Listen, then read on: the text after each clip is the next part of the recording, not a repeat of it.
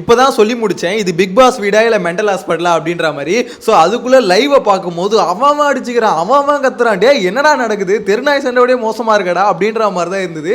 லைவ பார்த்த பல பேருக்கு தெரியும் எவன் எதுக்கு அடிச்சுக்கிறானே தெரியல. சும்மா போற போக்கில் நான் ஒரு அடி அடிச்சுட்டு போறேன் அப்படின்ற மாதிரி பார்த்தீங்கன்னா அவன் பயங்கரமா கத்திக்கிறானுங்க. என்னடா நடக்குது அப்படின்ற மாதிரி கொஞ்சம் அனலைஸ் பண்றதுக்கு ஒரு 5 நிமிஷம் ஆயிடுச்சு அப்படின்ற மாதிரி சொல்லணும். ஸோ இதுல வந்து பார்த்தீங்கன்னா திவாகர் பயங்கரமான ரோல் வந்து பிளே பண்ணிட்டாப்ல. ஆக்சுவலா விஜய் பார்வதி வந்து அவங்க பயங்கரமான ஒரு ஸ்ட்ராட்டஜி ஒன்று போட்டிருந்தாங்க. அதாவது நம்ம செம்ம கேடிடா, ரம்யாவை ஜெயிக்க வைக்கிறோம், நாமினேஷன் ஃப்ரீ பாஸ் நம்ம வாங்குறோம், வினோத்துக்கு சப்போர்ட் பண்றோம், நாமினேஷன் ஃப்ரீ பாஸ் வாங்குறோம் அப்படின்ற மாதிரி செம்மையா விஜய் பார்வதி ஐடியா போட்டு அவங்க ஒரு ரூட்ல வந்து ட்ராக்ல போயிட்டு இருந்தாங்க. ஆக்சுவலா திவாகர் அதுக்கு சப்போர்ட் பண்ணுவாருன்னு நினைச்சாங்க. திவாகர் என்ன பண்ணிட்டானுங்க, இந்த அன்பு கேங் இருக்குல்ல அவனுங்க வந்து திவாகரை கவனின்னு கவிச்சு அன்பு கேங் வந்து பார்த்தீங்கன்னா திவாகரை ஏற்றி விட்டானுங்க. அண்ணே நீ தானே இங்கே நியாயமா இருக்க, நீ தானே நேர்மை அப்படின்ற மாதிரி அவனுங்க ஏற்றி விட்டோன்னே இங்கே பார்வதி கேங் கிட்ட, அதை பார்வதி சப்போர்ட் பண்ணுறாங்கல்ல ரம்யா, அதே மாதிரி கான வினோத், இது அவர் பேர் என்ன கமருதீன். ஸோ இவங்க யாரையுமே பார்த்தீங்கன்னா திவாகருக்கு பிடிக்காது. ஸோ இப்போ என்ன பிரச்சனைனா பார்வதி என்ன சொல்கிறாங்க, திவாகரை வந்து இந்த பேர் இவங்கள்ட்ட வந்து அப்ரூவ் பண்ணணும், அதாவது கானா வினோத்தை தான் அப்ரூவ் பண்ணுன்றாங்க. திவாகர் முடியாதுன்றாரு. அதே மாதிரி எஃப்ஜே அது வர சொல்ல ரிஜெக்ட் பண்ணு அப்படின்ற மாதிரி பார்வதி சொல்கிறாங்க, இல்லை அது முடியாது அப்படின்றானுங்க. இந்த சைடில் சபரி இது எஃப்ஜே எல்லாருமே திவாகர் ஏற்றி விடுறாங்க. ஆனால் நீ தான் கரெக்டுன்னு சொல்லிட்டு இவனுங்க ஒரு பக்கம் வெறுப்பேற்ற, அந்த பக்கம் இது பார்வதி வேற வெறுப்பேற்ற, 2 பேரும் பயங்கரமாக ஆக்சுவலாக அந்த இடத்துல ரொம்ப ஸ்ட்ரகிள் பண்ணிட்டு தான் இருந்தாங்க. ஏன்னு பார்த்தீங்கன்னா இவங்க எடுத்துக்கிட்ட கான்செப்ட் அந்த மாதிரி. ஆக்சுவலாக இந்த கான்செப்ட் அவங்க எடுத்துக்க வேண்டிய அவசியமே இல்லை. கொஞ்சம் நேர்மையாகவே குவாலிட்டி செக் பண்ணியிருக்கலாம், அதுலேயே கண்டென்ட் கிரியேட் ஆயிருக்கும். அதுதான் சொல்றேன், இந்த டாஸ்க்கு என்ன ஏதுன்னு ஆக்சுவலாக புரிஞ்சிக்கல. திவாகருக்கும் புரியல, பார்வதிக்கும் புரியல, எவனுக்குமே இந்த டாஸ்க்கு புரியல அப்படின்றத உண்மை. ஆக்சுவலாக ஒரு டாஸ்க்கை கொடுத்து டீசெண்டாக விளையாடுங்கன்னா விட்டா பார்த்தீங்கன்னா கை கலப்பாயிடும் போல, எல்லாம் ஒருத்தனை மாறி அடிச்சுப்பானுங்க போல. அதுவும் ஆதிரியெல்லாம் அந்த பாட்டில் ஜூஸ் பாட்டில் தூக்கி அடிச்சுட்டு ஓடுது. என்னம்மா நினச்சிட்டு இருக்க நீனு, எனக்கு புரியலையே, ஆல்ரெடி உன் மேலே வேற கேஸ் இருக்கு, நீ வேற ஏதாவது கேஸ் வாங்கிடுயோ அப்படின்ற மாதிரி தான் இருக்கு. இந்த வீட்டில் இருக்க எவனுக்குமே பார்த்தீங்கன்னா பிக் பாஸ் வந்து ஒரு டாஸ்க்கை புரிய வைக்கிறது ரொம்பவே கஷ்டம் அப்படின்றது கிளியராக தெரிஞ்சு போச்சு. ஆக்சுவலாக அந்த டாஸ்க்கை பற்றி சொல்லணும்னு வச்சுக்கோங்களேன், இது விஜய் பார்வதி அப்புறம் திவாகர் இவங்களோட ரோல் என்னன்னா இந்த மாதிரி குவாலிட்டி செக் பண்ணணும், ஓகேங்களா. ஸோ குவாலிட்டி செக் பண்ணும்போது அதில் வந்து ரிஜெக்ட் வந்து இவங்க எப்படி வேணா ரிஜெக்ட் பண்ணலாம் அப்படின்ற மாதிரி ரூல்ஸ் அப்டேட் பண்ணிட்டாங்க. என்ன காரணத்தோனா நீங்கள் சேர்த்துக்கோங்க, அது உங்களோட இஷ்டம், குவாலிட்டி செக்காக நீங்கள் என்னென்ன பண்ணணுமோ பண்ணிக்கோங்க அப்படின்ற மாதிரி சொல்லிட்டாங்க. ஸோ அதை சொன்னதுனால ரூல்ஸ் அப்கிரேட் ஆகி பவர் அவங்க கையில் வந்ததுனால பார்வதி திவாகர் என்ன நினச்சிட்டாங்கன்னா அவங்கள நம்ம என்ன வேலை வேணால் வாங்கிக்கலாம் அப்படின்னு ஆக்சுவலாக உபசரிக்கணும்னாங்க. அந்த டேபிளுக்கு வரும்போது நல்லா உபசரிக்கணும் அப்படின்ற மாதிரி சொன்னாங்களே தவிர அவங்களுக்கு கையமைக்கணும் காலமைக்கணும்னு யாருமே சொல்ல. ஆனால் இவங்க என்ன பண்ணிட்டாங்க, இந்த மாதிரி வேலைலாம் எல்லாரையும் வாங்க ஆரம்பிச்சிட்டாங்க. அவங்களும் செஞ்சாங்க, எல்லா வேலையும் செஞ்சாங்க. ஸோ இப்போ என்ன விஷயம்னா திவாகருக்கு வேலை செஞ்சது யாரு, சபரி. பார்வதிக்கு வேலை செஞ்சது யாரு, இந்த பக்கம் வந்து கானா வினோத் டீம். ஸோ இப்போ பிரச்சனை என்னன்னா பார்வதி வந்து இந்த டீமுக்கு சப்போர்ட் பண்ணும், திவாகர் வந்து பார்த்தீங்கன்னா அந்த டீமுக்கு சப்போர்ட் பண்ணும், அது அன்பு கேங்கு சப்போர்ட் பண்ணும். ஸோ இப்போ பிரச்சனை வந்து 2 சைட்லையும் முட்டிக்கிச்சு. அதாவது இந்த 2 பேர் இருக்காங்க, இவங்க 2 பேருக்குள்ள ஒரு ஒத்துமை இல்லை. பார்வதி சொல்றது திவாகர் கேட்கவே மாட்டாரு, திவாகர் சொல்றது வந்து பார்த்தீங்கன்னா பார்வதி கேட்க மாட்டாங்க. 2 பேருக்குள்ள இப்படியே கொஞ்சம் கொஞ்சமாக முட்டிக்கிட்டே இருந்தது. நான் கூட தேர்ட் ப்ரோமோ வீடியோ போடும்போது சொல்லியிருந்தேன், இந்த 2 பீஸுங்களுக்கும் ஒத்து போவே மாட்டுது, ரெண்டுமே ஒன்றுத்துக்கு ஒன்று பேச விட மாட்டுது அப்படின்ற மாதிரி சொல்லியிருந்தேன். ஸோ அது ஒரு கட்டத்துக்கு மீறி தாண்டி போனோன்னு பார்த்தீங்கன்னா பார்வதி வந்து அவ்வளோதான்டா, இதுக்கு மேலே என்னால் முடியாதுடா, எல்லாம் அந்த ஆளை வச்சே பார்த்துக்கோங்கடா அப்படின்ற மாதிரி கத்திட்டு ஓட்டாங்க. அது நீங்கள் ஆல்ரெடி ப்ரோமோவில் பார்த்துருப்பீங்க.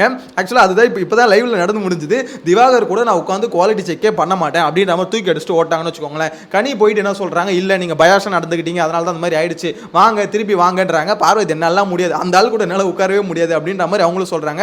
அதே மாதிரி அந்த சாப்பாடு பிரச்சனை எடுத்தாங்க, அந்த ப்ரோமோவில் வந்ததில்ல, அந்த சாப்பாடு பிரச்சனை எடுத்தோம் திவாகர் டென்ஷனாகி கத்திட்டாரு. இருந்தாலும் திருப்பி போய் கெஞ்சு தான் செஞ்சாரு, பார்வதி வாவான்னு கெஞ்சினாரு. அதுக்கப்புறம் இந்த பக்கம் சபரியும் எஃப்ஜேவும் அண்ணே நீ என்னண்ணே நீ பண்ணுன, அவங்க வந்தால் தான் பண்ணுமா, நீ தானே இன்சார்ஜ், நீ பண்ண, சரி ஓகேப்பா நானே பார்த்துக்கிறேன்ப்பா அப்படின்ற மாதிரி பிக் பாஸுக்கு முன்னாடி வந்து பார்த்தீங்கன்னா சார் பிக் பாஸ் சார் இந்த மாதிரி பிக் பாஸ் வீடியோ பார்த்தீங்கன்னா கலவரமாக மாறிடுச்சு, தீப்பிடிச்சி எரிஞ்சுக்கிட்டு இருக்கு, கொஞ்சம் ஏதாவது எனக்கு ஹெல்ப் பண்ணுங்க, இப்போ நான் எப்படி பார்வதி விட்டுட்டு நானே செக் பண்ணலாமா இல்லை பார்வதி தான் வரணுமா அப்படின்ற மாதிரி திவாகர் வந்து கேமரா முன்னாடி கேட்டுட்டு இருக்காரு. ஆக்சுவலாக திவாகர் இவ்வளோ நாள் வந்து இவ்வளோ நாளில் இவ்வளோ புலம்பி இருக்க மாட்டாருன்னு தோணுது. அவருக்கு வந்து பயம், இப்போ என்ன நம்ம பண்ணுறது கரெக்டாக தப்பா, இவனுக்கு வேறு ஒரு பக்கம் ஏற்றி விட்றானுங்க. ஆக்சுவலாக திவாகர் மாதிரி ஒரு ஆளை வச்சுக்கிட்டு பார்வதி இந்த மாதிரி ஸ்ட்ராட்டஜி போடுறதே ஃபஸ்ட்டு தப்பு. எதுக்கு இந்த மாதிரி ஸ்ட்ராட்டஜி போடணும், ஏன்னா ஒரு தெளிவான ஆளை வச்சுட்டு அவங்க போகிற ஸ்ட்ராட்டஜி ஆக்சுவலாக தப்பான ஸ்ட்ராட்டஜி தான். ஏன்னா அவங்க என்ன பண்ணுறாங்க, ஒரு டீமை ஜெயிக்க வச்சு அது மூலிமா ஒரு பெனிஃபிட் வரணும்னு நினைக்கிறாங்க, ஏதோ அவங்களோட கேம் பிளே. ஆனால் அது தப்பு தான் வச்சுக்கோங்களேன். ஏன்னா அவங்க வந்து பயாஸ்டாக தான் பண்ணுறாங்க, அது தெரிஞ்சு தான் பண்ணுறாங்க, பயாஸ்டாக பண்ணுறாங்கன்றதான் இங்கே மேட்ரு. ஆனால் அதுக்கு உங்கள் கூட இருக்க ஆள் சப்போர்ட் பண்ணுறாரா இல்லையான்றது தான் நாங்கள் விஷயம். கூட இருக்க ஆள் அவருக்கு ஒரு கிளாரிட்டியே இல்லை, யாரை சப்போர்ட் பண்ணணும், எதுக்கு சப்போர்ட் பண்ணணும், இல்லை நம்ம ஜெனியூனாக இருக்கணுமா அப்படின்றதே தெரியல. அவரை பொறுத்த வரைக்கும் அந்த சமயத்தில் சபரி வரானா, சபரி நம்மளை நல்லா கவனிச்சுப்பான்பா, சபரி பார்த்துப்பான், சபரிக்கு ஒரு 2 மார்க் சேர்த்து போடுவோம். பார்வதி என்ன சொல்கிறாங்க, கானா வினோத்துக்கு மார்க்கை போடு, அவனுக்கு ஒரு 2 பாட்டில் எக்ஸ்ட்ரா இது பண்ணுனா, கானா வினோத் அவன் என்ன திட்டினே இருப்பான், கமருதீன் அவன் என்ன திட்டினே இருப்பான், இவனுங்கள வந்து ரிஜெக்ட் பண்ணியே அவன் அப்படின்ற மாதிரி பார்த்தீங்கன்னா திவாகர் ஒத்த காலில் நிற்கிறாரு. ஸோ இது வந்து பார்த்தீங்கன்னா எனக்கு தெரிஞ்சு இன்ட்ரெஸ்டிங்காக இருக்குது. ஆனால் என்னன்னா ரொம்ப கலவரமாக இருக்குது.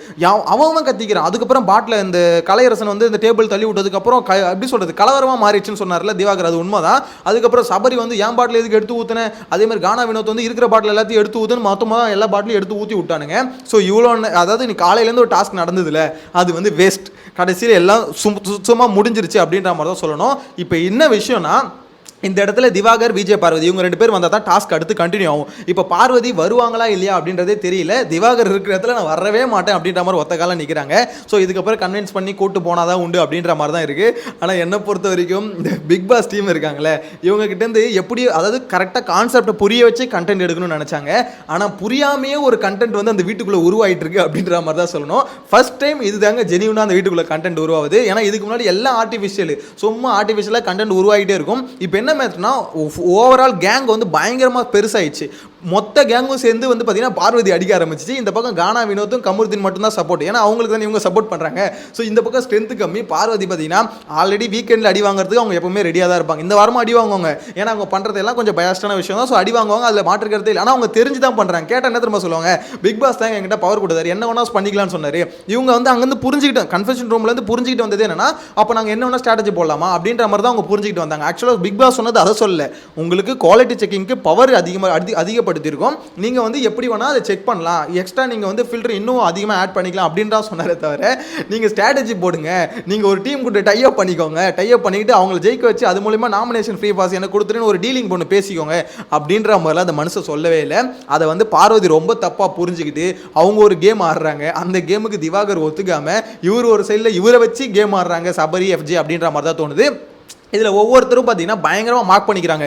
எஃப்ஜே வந்து பார்வதியை மார்க் பண்ணுறதும், பார்வதி வந்து எஃப்ஜேவை மார்க் பண்ணுறதும், ஸோ ஆதிரை ஒரு பக்கம் கீச்சின்னு கத்திக்கிட்டு இருக்கிறதும் அந்த மாதிரி தான் போயிட்டு இருக்கு. கனி வந்து பார்த்தீங்கன்னா சட்டம் வந்து பார்த்தீங்கன்னா பயாஸ்டாக இருக்கும் போது வன்முறை வெடிக்க தான் செய்யும்னு சொல்லிட்டு கத்துன்னு அவங்க ஒரு சைடில் கத்துறோம். கொஞ்ச நேரத்தில் பார்த்தீங்கன்னா நான் இப்போ கேப்டனாக மாறேன் சார், தலையாக மாறுறேன், இப்போ தலையாக வந்து பேசுகிறேன், ஒழுங்காக வாங்க அப்படின்னு சொன்னால் தலையாரு யாரா வேணா இரு, நான் வர முடியாது போ அப்படின்ற மாதிரி பார்வதி சொல்ல, அட இங்கே அதாவது பார்வதியை பொறுத்த வரைக்கும் நான் வர முடியாது, யார் வேணா வாங்க போங்க அப்படின்ற மாதிரி தான் போயிட்டு இருக்காங்க. ஆக்சுவலாக இங்கே பண்ணுறது ஃபுல் அண்ட் ஃபுல் பார்வதிக்கு தான் நெகட்டிவாக முடியும் அப்படின்றதுல எந்த மாற்று கருத்துமே இல்லை. அதே மாதிரி திவாகருக்கும் நெகட்டிவாக முடியும். ஏன்னா திவாகர் வந்து ஜெனியூனா 100% பண்ணாரான்னு பார்த்தீங்கன்னா அவரும் ஜெனியூனா இல்லை, அவர் ஒருத்தவங்களை சப்போர்ட் பண்ணாரு, இவங்க ஒருத்தவங்களை சப்போர்ட் பண்ணாங்க. அதான் ஸோ என்ன பொறுத்த வரைக்கும். ஆனால் பெரிய ஆப் யாருக்குன்னு பார்த்தீங்கன்னா பார்வதி தான். ஏன்னா திவாகர் போய் டீலிங் பேசல, இந்த மாதிரி எனக்கு நாமினேஷன் ஃப்ரீ பாஸ் கொடு அப்படின்ற மாதிரி டீலிங் பேசல. ஆனால் இந்த மேட்ரு திவாகருக்கு தெரியுமான்னு கேட்டால் தெரியும்.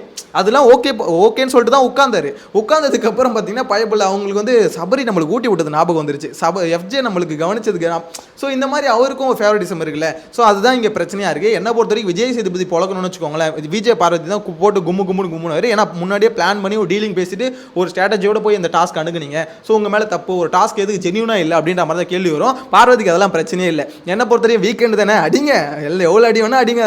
நீங்கள் ஷோ முடிச்சுட்டு போனோன்னே லைட்டாக ஒரு 1 hour அழுவேன், திருப்பி பாருங்க அடுத்த ஆட்டத்தை ஆரம்பிப்பேன் அப்படின்ற மாதிரி ஆரம்பிச்சிருவாங்க.